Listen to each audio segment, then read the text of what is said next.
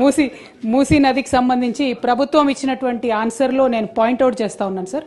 First పాయింట్లో చాలా క్లారిటీగా the estimated cost to be incurred for the project will be ascertained upon the finalisation of the detailed project report అని చెప్పారు sir వారు. అయితే దీనికి ఆపోజిట్గా నిర్దిష్టమైనటువంటి సమాచారం మా దగ్గర ఉంది సార్. వరల్డ్ బ్యాంక్లో ఈ ప్రభుత్వం 4,100 కోట్లు మాకు కావాలి మూసీ సుందరీకరణ ప్రాజెక్ట్ కోసం అని చెప్పి వరల్డ్ బ్యాంక్కి సబ్మిట్ చేసింది సార్. ఈ గవర్నమెంట్ సబ్మిట్ చేసిన మాట వాస్తవమా కాదా? చేసుంటే అది ఏ తేదీన చేశారో ఇంపార్టెంట్ సార్.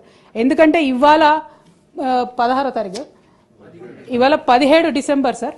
17 డిసెంబర్లో హౌస్లో మనకిచ్చిన సమాధానం డిపిఆర్ ప్రిపేర్ కాలేదని సార్. మరి వీళ్ళు వరల్డ్ బ్యాంక్లో డిపిఆర్ ప్రిపేర్ కాకుండా 4,100 కోట్ల లోన్ కావాలని ఎప్పుడు అడిగారు? ఆ డేట్స్ ఏంటి దయచేసి ప్రభుత్వం క్రిస్టల్ క్లియర్గా ప్రజలకు చెప్పాల్సినటువంటి అవసరం ఉంది సార్. అట్లానే ఎంఆర్డిసిఎల్ అనేటటువంటి కన్సార్టియంని ఆన్బోర్డ్ చేసుకున్నాము, ఇంకా కూడా మేము డిపిఆర్ ప్రిపరేషన్ చేస్తూ ఉన్నామని చెప్తా ఉన్నారు సార్. నిన్నగాక మొన్న మనం గౌరవ ముఖ్యమంత్రి గారిని చూసినాం సార్. వారు ఢిల్లీకి వెళ్ళి అక్కడ కేంద్ర మంత్రి కిషన్ రెడ్డి గారిని కలిసి 14,000 కోట్ల రూపాయలు మాకు మూసీ అభివృద్ధికి కావాలని చెప్పి అడగడం జరిగింది సార్. మరి అది ఏ ప్రాతిపదికన అడిగినారు? మీకు డిపిఆర్ లేకపోతే మూసీ దగ్గర మీరు 14,000 కోట్లు ఏం ప్రాజెక్టుల కోసం అడిగినరు, ఎందుకోసం అడిగినరు? మరి ఒకవేళ అవి రెండు వాస్తవం అయితే సీఎం గారు 14,000 కోట్లు అడగడం, అట్లానే వరల్డ్ బ్యాంకుకి మీరు అడగడం వాస్తవం అయితే మరి ఇక్కడ మమ్మల్ని తప్పుదోవ పట్టిస్తున్నారా?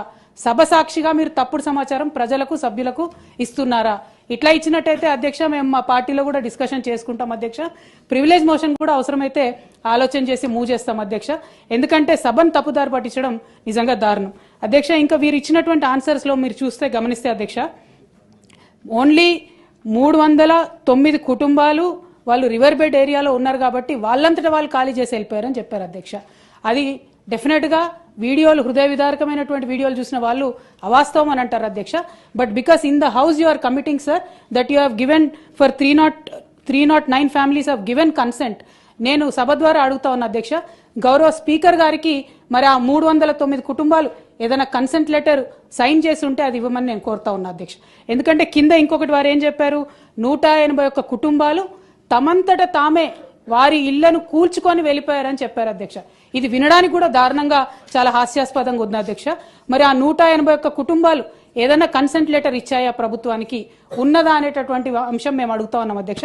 ఎందుకంటే ప్రజల్లోకి వెళ్ళినప్పుడు మూసీ పరివాహక ప్రాంతంలో పర్యటన చేసినప్పుడు మరి అక్కడ బుల్డోజర్లు రావడం, కూల్చడం, హృదయ విదారకమైనటువంటి సన్నివేశాలు అందరం కూడా గమనించినాం అధ్యక్ష.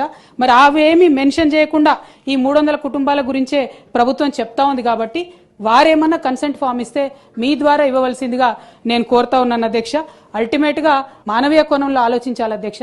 ఏ పేదవాడైనా గొప్పవాడైనా ఎవరికైనా ఒక సొంత ఇల్లు ఉండాలని ఉంటుంది అధ్యక్ష.